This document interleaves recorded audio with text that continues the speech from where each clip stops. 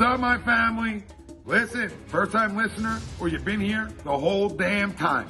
Hit that like, hit that subscribe, giddy up, let's go, enjoy the clip, no notes. I believe, I agree. This is my thing. I'm going to kind of go off on a tangent here.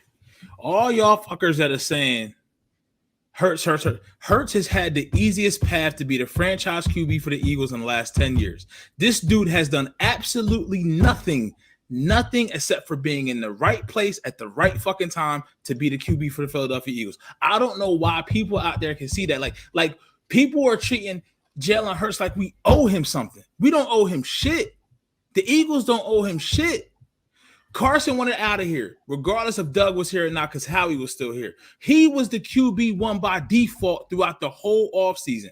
I would love to have seen Minshew versus Hurts, the whole QB competition, a true QB competition throughout the whole offseason, and see if he'd have won the job. If he would have did that, I'm cool. I'm good with that. But this unrivaled bias towards Jalen Hurts, where did it come from? Where did it come from? Where did it go? Y'all fucking uncle was Cotton Eye Joe. That's the type of shit I'm feeling right now. Because I could even see it in the chat. Like, start Hurts, it was the Jets. Listen, Jalen Hurts couldn't put up more than 7 points against the Giants, who have a better defense than the Jets. But at the same time, the Jets' offense is fucking better than the Giants' offense, and we only gave up 18. And the week before, the Eagles defense gave up 13, and we still couldn't. People forget we want to blame it on Rager. We don't want to say anything about the Boston Scott fumble. Jalen Hurts gave up 6 points in the red zone against the Giants. Nobody talks about that. We always, if Rager never drops those two passes and the fucking Giants have an actual offense and can get the first down and run out the clock after Boston Scott's fumble, they wouldn't be talking about Boston Scott's fumble. They wouldn't be talking about Jalen Hurts' interceptions, right or wrong. We know it's what was the last play. All I'm sitting here saying is this Jalen Hurts is the QB. Jalen Hurts is the QB. It's almost like I feel like we got Carson again because I feel like they have to coddle to this dude and his ego. That's all I'm saying. Like, I don't get it. He doesn't owe him anything. The Eagles don't owe him shit. The fans don't owe him nothing. I'm not sitting here saying Gardner's a guy. If you ask me, literally, we have two guys. Neither of them, I don't think, is a franchise QB. They have to prove it to me. Minshew is on the same thing, but this people acting like Hurts is just the best thing since sliced bread, bro. I can't do it. And I'm not sitting here saying Gardner's the best thing since sliced bread either. I'm saying, listen, give Jalen Hurts the start against Washington football team in week 14, whatever it is, week 15, then go from there. You've got to consider this. This offense, they want to focus on fixing the passing game.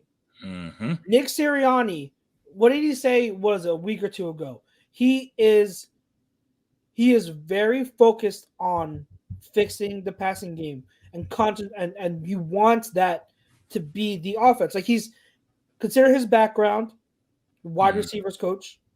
He wants to be able to have a really good passing game. It's no news. It's no news that the Eagles ownership, Jeffrey Lurie, they want a team that is built on the pass. If you try to go forward with Hurts, it's always going to be a little bit of a struggle, I believe, trying to get him.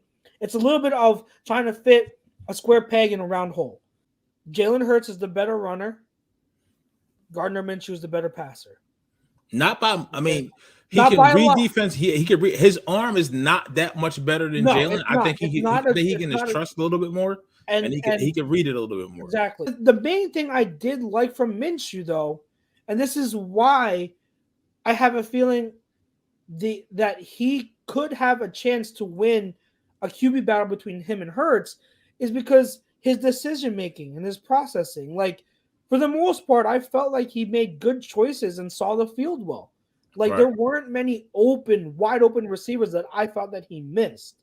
He didn't put the ball in harm's way with questionable throws.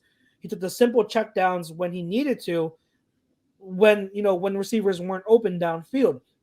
Now, again, this is just off of this game. I know before in Jacksonville, Minshew has a reputation of being like an aggressive gunslinger.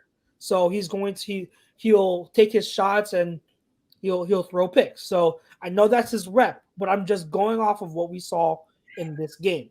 So overall, I do feel Minshew deserves a ton of credit for managing the game. He executed the offense the way it's supposed to, and he made sure he didn't lose the game, which is what your backup QB is supposed to do. So I think he deserves credit for that.